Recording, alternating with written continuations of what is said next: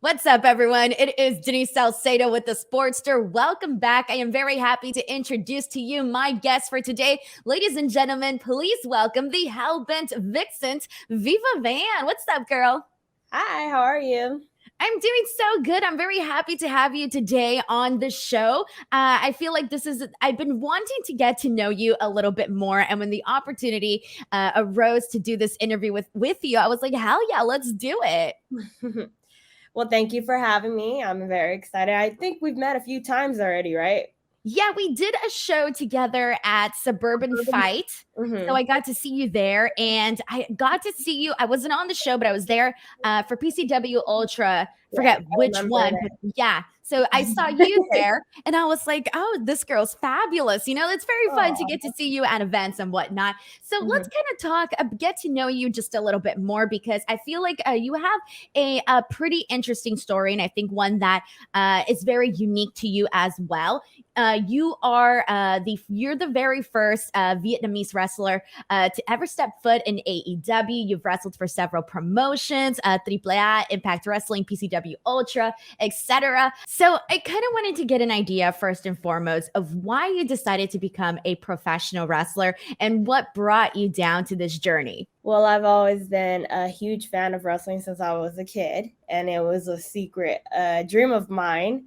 And it wasn't until I was in college was when, you know what, I'm not happy in college.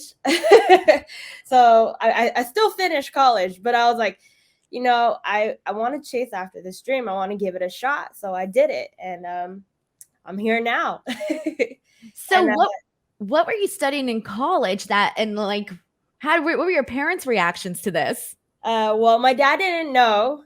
I kept it from my dad for a few years. It wasn't until my little brother told him. I guess my brother was just so proud of me, and he was like, "Look, Dad, look what she's been doing." And my dad was actually pretty impressed by it. So I got his approval eventually. But my mom she's always been supportive of anything that I wanted to do. She just told me just finish college. Well, So I I'm glad that you did. It's nice to did. have like the backup. Yeah, of course. But I was going to school for accounting at the time, and I was miserable in accounting. And I eventually switched to marketing, and I graduated with a business marketing degree. That's very cool. I like that very much. So let's talk about your start because, like we were talking about right now, you're one of the few Vietnamese female wrestlers. So I am curious as to what challenges you face kind of breaking into pro wrestling and getting booked on shows as an independent wrestler is hard in the first place. Now, on top of that, add being a woman, which, as you know, we don't get very many women's matches because, for whatever reason, right? And then on Mhm. top of that, you also have, a different background that a lot of people are like, I guess you can say there's still people that don't have as big of an open mind. So kind of tell us a little bit about some of the challenges that you may have faced. Some of the challenges, obviously, having to prove people that I can actually wrestle. I've had people thrown comments, or I've heard rumors that people are trying to spread, like, oh, she only gets, booked because of the way she looks, and it aggravates me so much because it's like you guys don't understand the countless like nights of me just putting in the work, like not just wrestling training but also going to the gym to maintain the body and to recover and do it all over again. Like that's I think every girl goes through that. Like, oh, it's not just all about looks. Like we have talent and we're proving you guys and we can go head to head with any guy. So that's the first thing. Second would probably be I've been turned down at other promotions because they've already had an Asian girl there. So that's another thing that's annoying. Is like you can book more than one Asian. You know, Exactly. you're aware of that, right? So that's those are the two main ones that So I. how do you feel about that though? Because when that happens to you, I feel like it can get you down. I know it would get me down for a second and be Oh like, dang, like what the hell? And then, trying to make sure that you kind of continue pursuing what you want and, yeah. get those obstacles out of the way. What kind of kept you going, even going through some of those things? Well, I guess this is where the term hell bent, came about for me because when people tell me no, or when people give me a hard time, I don't know, it just lights a fire under my ass to prove people wrong. I think so too. I can definitely say I can relate to that as well. So let's talk a little bit about, we talked a little bit about some of the things that you've had to overcome, all of that. But tell us also, I was reading up on you, and there was something very interesting that kind of pulled at my heartstrings a little bit. And you can kind of tell this story here, but I know that you helped Vietnam Pro Wrestling essentially get their first actual ring at one of their schools that they had there. Can you tell us a little bit about the entire story? Okay, yes. Well, first off, I want to say shout out to VPW. And, I found them one day when I started the business and I never met another wrestler that was Vietnamese. And I thought that's so strange. Like, there has to be. I can't be the only Vietnamese wrestler out there. So I Googled Vietnamese pro wrestling and I found their documentary in their school. And I reached out to them. I was actually reaching out to them to work their show. And then they wrote back to me immediately and they told me, we would love to have you, but we just don't have a wrestling ring. And I was Wow. like, what? You guys, like, mind blown that because like the documentary, they were in a ring, but now I look back, they had like went to like a boxing ring to record their documentary. So it Oh, was not a wrestling ring. And they showed me other footages of them just doing moves off of a crash pad, literally pulling a show. They had a lot of people in the audience. It looks like at least almost 100 or somewhere between 50 to 100 people in the audience watching them. They're just performing on a crash pad. So I thought, you know insane. what?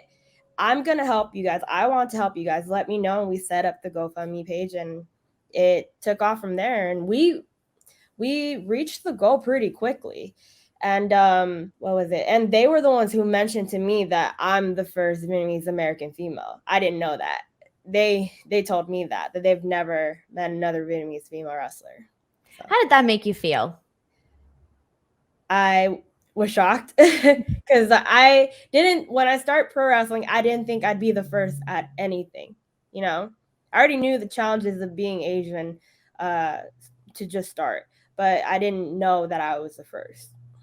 And now, have you seen more Vietnamese professional wrestlers, or is it still very a small amount? I have met other, it's still very small, but I've met other female wrestlers that are also Vietnamese. I think Karen Tran is one of them.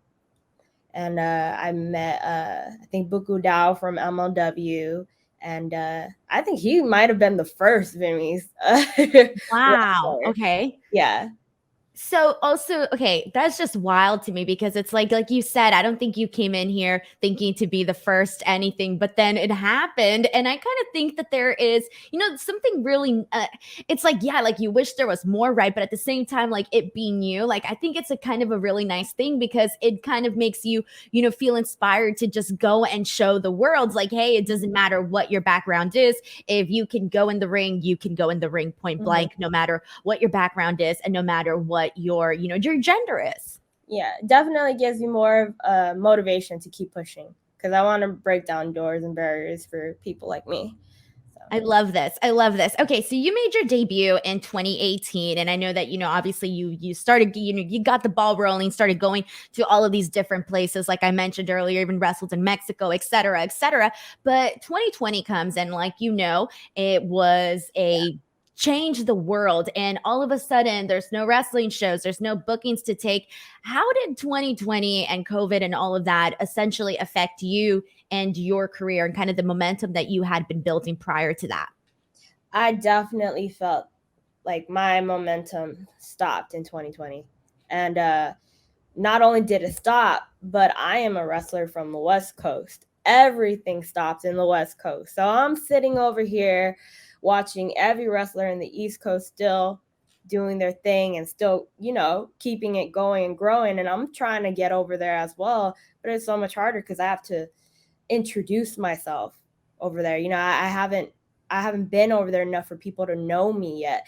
So that was a challenge that I had to deal with before eventually getting onto AEW Dark. And I have to thank my school, Knox Pro, because if it wasn't for them, my trainers were able to maintain the facility throughout COVID. And I got to do like every Tuesdays we have like our Powerbomb Tuesday live Twitch shows. So it just helps the students in the West Coast have an outlet to where we can perform live on Twitch for people, and just to keep, keep keep us from being rusty. Yes, of What course. I mean? Like, so that we just keep practicing our craft. And I love my school for that, and I will always thank them for that. And I think it started picking back up in 2021. So I feel like finally where I left off in 2020. But see, that's the thing too, is that I'm glad that you mentioned what your school did for you, because not a lot of people had that. Like there was legitimately people who just kind of sat around, didn't really get to do anything. And I'm also glad that you bring up the differences between the West and the East Coast, because it is true. I mean, everything shut down over here in California, and it was kind of, I'm glad that they did it for precautions, but at the same time, it's like, oh man, like the ring rust is definitely true for a lot of people. So I'm happy that you were able to find a way to kind of, get around that. So let's talk about, you just mentioned it right now, AEW Dark in June. You got the opportunity to wrestle a match on Dark against Chris Statlander. Tell us how that opportunity came about for you and what the entire experience was like. The entire experience was great. It was definitely hard to just get your foot in, because like I said, you have to reintroduce yourself to the whole East Coast. No one knows who I am over there, so I got to work my way, introduce myself, and do a few shows over here in the West Coast to start getting noticed in the East Coast. And my experience was great. I had a lot of fun, and I got to deal with a lot of people that I've wrestled with before in the Indies, like other people that we've just met in passing or had matches with before. So it was a very special moment for me and a lot of other wrestlers. And what kind of feedback did you get? Did you get any feedback or advice from anybody in AEW, from Chris herself, anybody? We got a feedback from Dustin Rose, and he was very happy with our match. The one thing that he just told me is like, oh, now I know who you are, and now that I know you can go. So I hope that's a good thing. I think that is a good thing. Yeah, definitely a good thing. Kind of like having to, prove yourself. So with that being said, right now there has been a rise in women's wrestling in terms of in-ring skill and in terms of popularity. As a female wrestler, how does that make you feel? I'm sorry, what was that again? So, like, there's been a rise in women's wrestling, both in ring skill and also in popularity. So, as like a female wrestler, how does that make you feel to see that fans are clamoring for just like a bigger platform for women's wrestling in general? I freaking love it. I'm happy that I'm a part of that. And when I had first started training, I thought I had like joined really late in the business. I was like, I joined too late. But now I felt like, I think it's the right time, because the women's wrestling is just continuously growing, and I'm here for it. I love it. That's awesome. That's awesome. So now let's go ahead and jump into, we mentioned that you did some stuff with AEW, but my thing is, what is your ultimate goal? Are you like, in terms of being in the wrestling business, do you want to go and travel like all different parts of the world? Are you like hoping to get signed with AEW or perhaps even WWE? What's the goal for you? The ultimate goal is to be signed, and to travel. So both. Very, very smart too. And are there any like of any female wrestlers that you're just like in awe of, that you like admire their career and would like to sort of mirror that?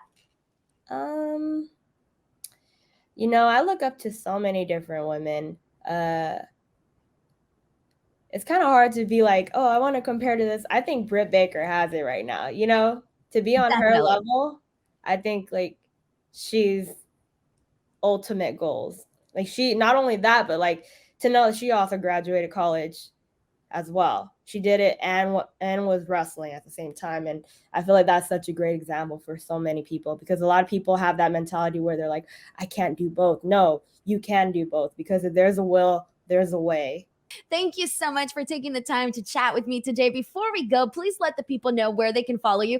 All right, you guys can follow me at Hellbent Vixen on Twitter, TikTok, Facebook, and IG. Until next time, do not forget to give this video a like, subscribe to the channel, and we'll see you guys next time. Bye, everybody. Bye.